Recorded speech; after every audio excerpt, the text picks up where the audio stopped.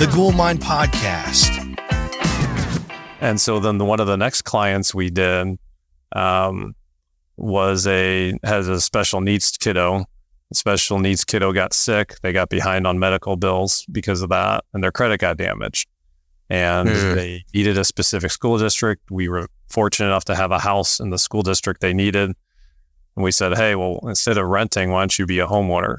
And we can get you started, back with a piece of the American dream and putting that deal together and creating that impact. Whoa. I mean, it reinvigorated me. I mean, things were getting a little bit stale. It became really about me and my ego and doing more deals. Yeah. And then, I was able to shift. We talked about joy earlier, and maybe this has been part of the joy too, because it had become about me, unfortunately. And then when it started to shift to be about others and the impact and helping and having a purpose at that level, there's been a lot more joy behind it. And then the demand of the niche has been phenomenal. We've been barely keeping up with things. We have a real estate fund now that's actually closed out. There's about 65 partners or so on that.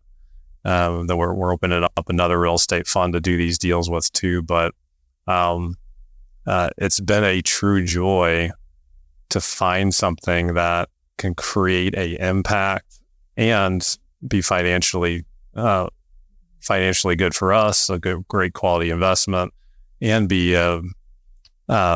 just a good thing to bring to people. Like, I don't know. That's the other thing, guys. Like when we invest in things, I think one of the most important things we need to realize is that with investments, comes an opportunity for influence and for doing right with people, right? And like when we invest in like these global index funds that the financial industry teaches us is the safe, best way to make the most amount of money, there's nothing wrong with that for money's sake, but we're giving away the most powerful thing that our capital can do.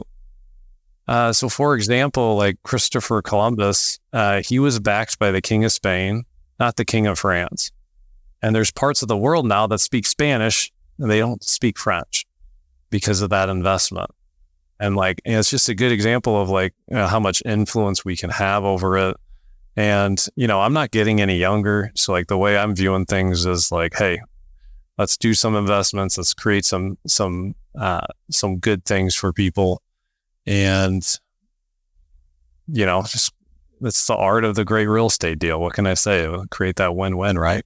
That's amazing, man. Yeah, no, that, I definitely can see how well, and would you say that around the time that the lease purchase stuff kind of came about, and I want to dive into that more, by the way, but would you say that the psychology around your personal psychology, right, and the way that you were kind of evaluating your success and everything was shifting around the same time that your investment strategy shifted? Yeah, they absolutely go hand in hand. That's right. And I mean, the unfortunate thing is, I went to a Jesuit high school and they teach you for the greater glory of God. And I did have altruistic motives, even in my 20s, that I like the thought of flipping a house, making a home for a family, and making money while I did it, right? So I kind of like the thought of both. But I mean, I lost my way on it because it became about all doing deals and just making money.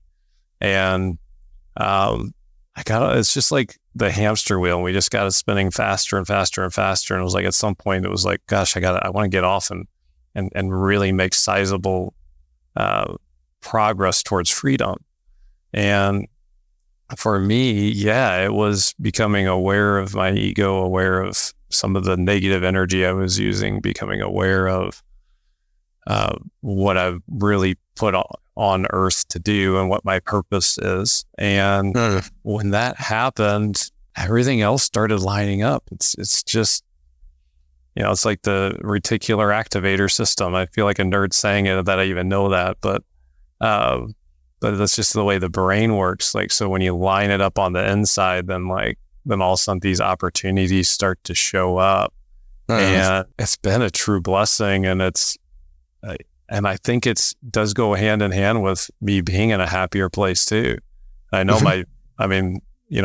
our net worth and the passive wealth we have is in a happier place too, obviously. But yeah, it's been kind of both for me. That's a great observation, Danny.